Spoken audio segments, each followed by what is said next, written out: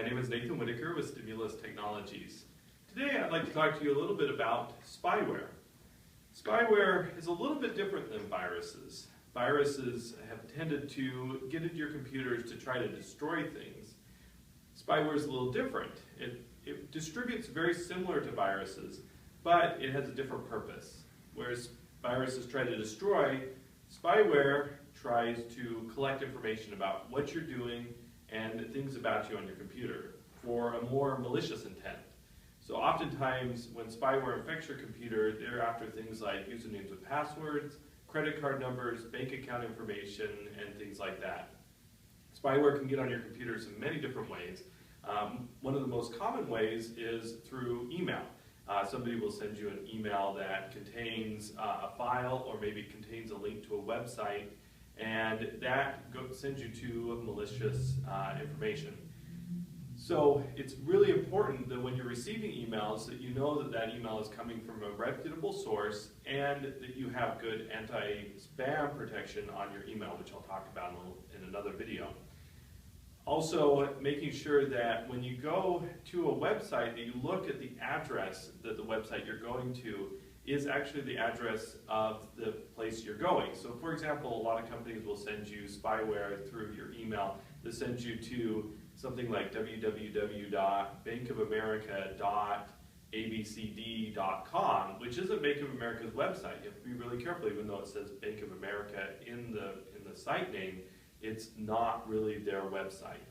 It may look like their website, the email may look just like their email, but it's not. And so a lot of website companies, especially banks and things like that, have implemented things like a secure picture that you'll see every time you log in, or maybe some two-factor authentication that they ask you two different things to log in rather than just one.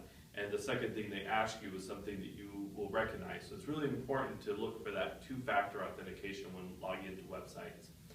Other things why you might be able to notice that you have spyware on your computer is similar to viruses, that your computer's running slow. You might get some pop-ups on your machines.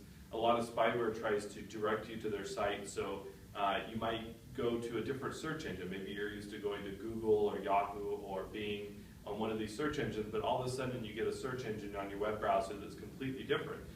Be very careful about that because it's usually spyware that's popping up.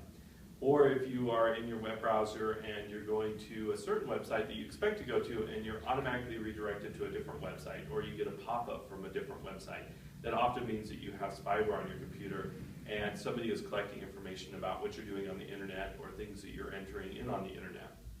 So it's very important to, if you have any of that happening, to run a full virus scan and spyware scan on your computer.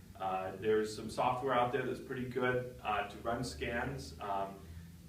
One of them is Malwarebytes is a good program, or Spybot Search and Destroy, that's another good program. So either one of those are available on the internet to download and get rid of spyware on your computer.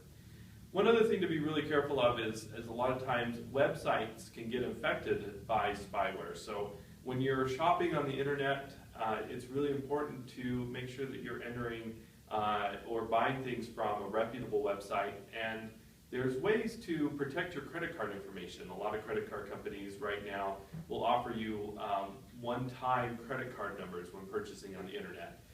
It's a very good way to secure your account information that card number is only a one-time use, and then the next time you purchase something you can generate another card number. So if you're buying things from websites often that aren't maybe as reputable as common sites like Amazon or other sites similar to that, it's really good to have one of those credit card numbers that are one-time use to protect your bank and credit card information. The other thing that I recommend is don't use debit cards when purchasing online. The debit card accounts don't have exactly the same protection that credit cards do for fraud. So using credit cards is a little bit safer than using a debit card when purchasing on a website. So all these things, can do really bad things to you. They can get information about you, like your bank account information, credit card numbers, and a lot of personal data that they sell on the internet for a lot of money. And a lot of these hackers are going after individuals and small businesses to get all this information. You may think that you don't have information that these people want, but everybody has that type of information on their computers. So it's really important to making sure that you're downloading or using programs that are legal, that you purchase, not trying to download illegal stuff on the internet, and also using reputable websites and using those one-time credit cards for purchasing on the internet. Finally, and I mentioned legal software, it's really important that you're not downloading illegal videos, software, music on the internet. A lot of those sites that you download those type of things from contain a lot of spyware, and it's very easy to infect your computer when downloading either a video or music or programs that aren't from legitimate websites.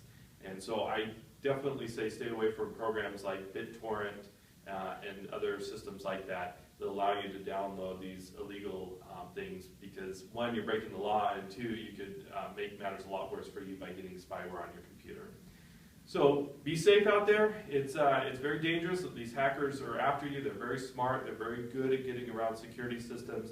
You have to be very smart about browsing on the internet, watching your emails, and protecting yourself against this illegal software. It's good to have very good antivirus protection, anti-spam protection, and anti-spyware protection built in. Those do a lot, but it's also necessary for you to be smart about your internet use. If you have any questions, you can contact our team here at Stimulus Technologies. We have experts that can help you through this dangerous world. Again, Nathan Whittacre with Stimulus Technologies, and thank you for listening.